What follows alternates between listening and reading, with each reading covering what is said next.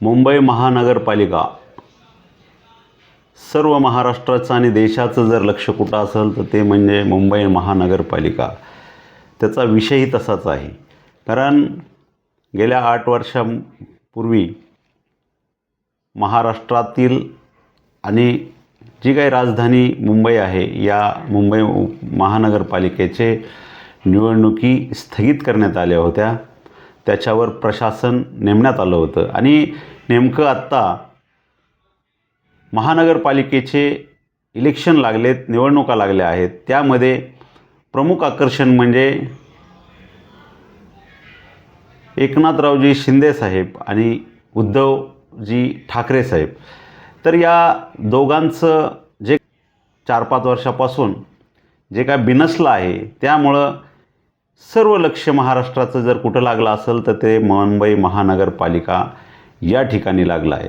मित्रांनो, आपण बघितलं असेल की मुंबई महानगरपालिकेमध्ये आणि महाराष्ट्रामध्ये जवळपास 68 ते 69 जे काही उमेदवार होते ते बिनविरोध निवडून आलेले आहेत. त्यामध्ये भाजपचे काही आहेत आणि मूळ शिवसेना जे आहे, जे शिंदेसाहेबांचे आहे त्यांचे आले आहेत. आणि जे काही बिनविरोध निवडून आल्याच्या नंतर जे काही विरोधकांच्या तक्रारी सुरू झाल्या आणि त्यामध्येच महाराष्ट्राचे उपमुख्यमंत्री आणि शिवसेनेचे सर्वासर्वे एकनाथरावजी शिंदेसाहेब यांची मुलाखत बोलबिडू या यूट्यूब चॅनलने घेतली.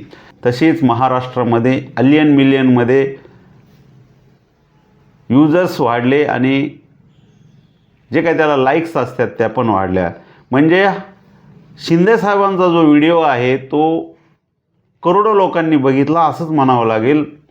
मित्रांनो, शिंदेसाहेबांनी एवढं स्पष्ट आणि स्वच्छ शब्दामध्ये सांगितलं की निवडणुका येतील, निवडणुका जातील, परंतु वादविवाद हे राहिले नाही पाहिजेत आणि कायमस्वरूपी राजकारणामध्ये कोणी कोणाचा शत्रू नसतो आणि कायमस्वरूपी राजकारणामध्ये कोणी कोणाचा मित्र नसतो. हे स्पष्ट शब्दात सांगणारा दिलदार नेता, धाडशी नेता म्हणून ज्याच्याकडं बघितलं जातं तो म्हणजे एकनाथरावजी शिंदे. असं त्यांनी सांगितलं की मी कोणाला घाबरत नाही, मी जे करतो ते बोलतो आणि जे बोलतो तेच करतो. म्हणून मित्रांनो, महाराष्ट्रामध्ये असा नेता आपण पहिल्यांदाच बघत असताना की ज्यावेळेस शिवसेनेमधून बाहेर पडले त्यावेळेस 50 आमदार आणि 14-15 खासदार हे बाहेर पडले. पण मित्रांनो, विचार करण्याची गोष्ट आहे की एखाद्या ग्रामपंचायतमध्ये एखादा सरपंचावर जर अविश्वास ठराव दाखल करायचा असेल तर त्या ठिकाणी आपल्याला एखादा मेंबर फुटत नाही, परंतु या माणसाचं व्यक्तिमत्व आणि कर्तृत्व एवढं महान आहे की ह्या माणसाच्या मागं जवळ 50 आमदार आणि 15 खासदार यांच्या मागं आले आणि सत्ता स्थापन झाली. मित्रांनो, महाराष्ट्रामध्ये शिंदेसाहेबांचं खूप चांगलं काम आहे. मुंबई महानगरपालिका नक्कीच शिवसेना आणि मित्रपक्षाच्या ताब्यात आल्याशिवाय राहणार नाही.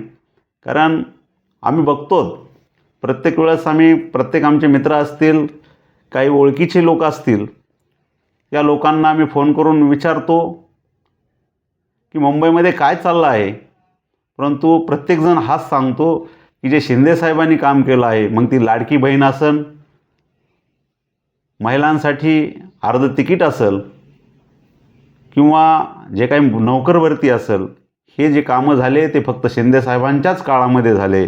दुसरा विषय असा आहे की जे मराठा आरक्षण जे देण्याचं काम जर कोणी केलं असेल महाराष्ट्रामध्ये तर ते एकनाथरावजी शिंदेसाहेबांनी केलं आहे. कारण मराठा समाज मुंबईमध्ये भरमसाठ आहे आणि त्याचा फायदा पण शिंदेसाहेबांना नक्कीच झाल्याशिवाय राहणार नाही. कारण गेल्या 40-50 वर्षापासून जे काही भिजत घोंगडं पडलेलं होतं ते म्हणजे मराठा आरक्षणाचं.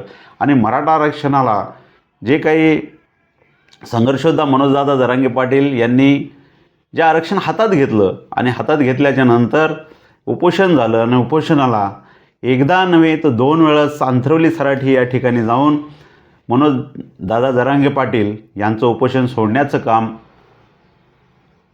शिवसेनेचे मुख्य नेते सर्वे एकनाथरावजी शिंदेसाहेब यांनी केलं.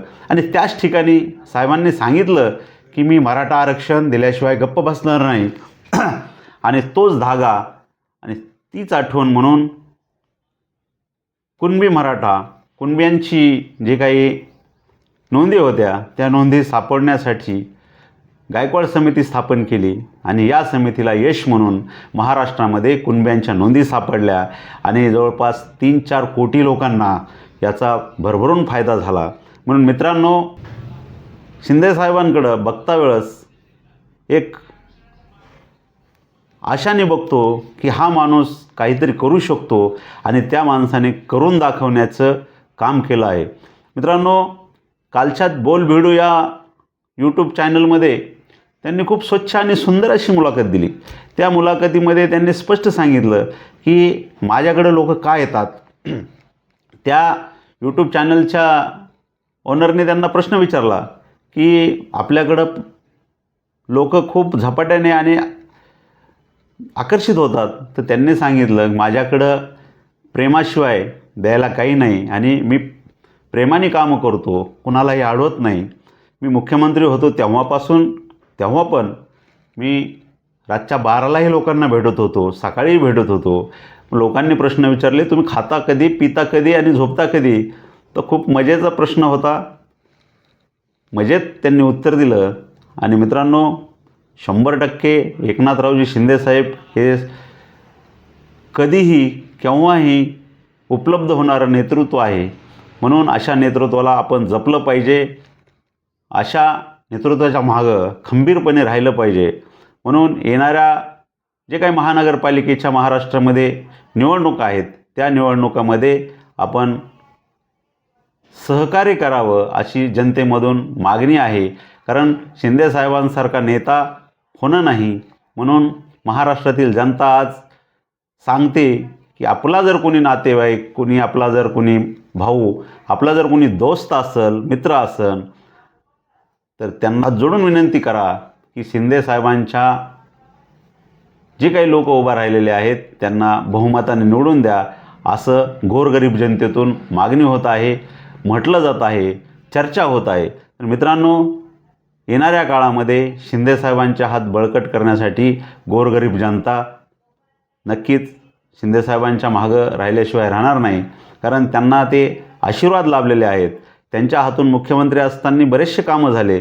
या कामाची आठवण म्हणून गोरगरीब जनता त्यांच्या मागं नक्की राहीन अशी जनतेतून मागणी होत आहे, लोकांमधून मागणी होत आहे, लोकांमधून म्हटलं जात आहे. मित्रांनो, आपल्याला मुंबई महानगरपालिका आणि महाराष्ट्राचे उपमुख्यमंत्री एकनाथरावजी शिंदेसाहेब यांच्याविषयी काय वाटतं ते आम्हाला नक्की कळवा. आणि आमचे असेच वेगवेगळे व्हिडिओ पाहण्यासाठी आमच्या चॅनलला आत्ताच लाईक करा, शेअर करा, कमेंट करा आणि सबस्क्राईब करायला विसरू नका. जय हिंद, जय महाराष्ट्र, जय शिवराय.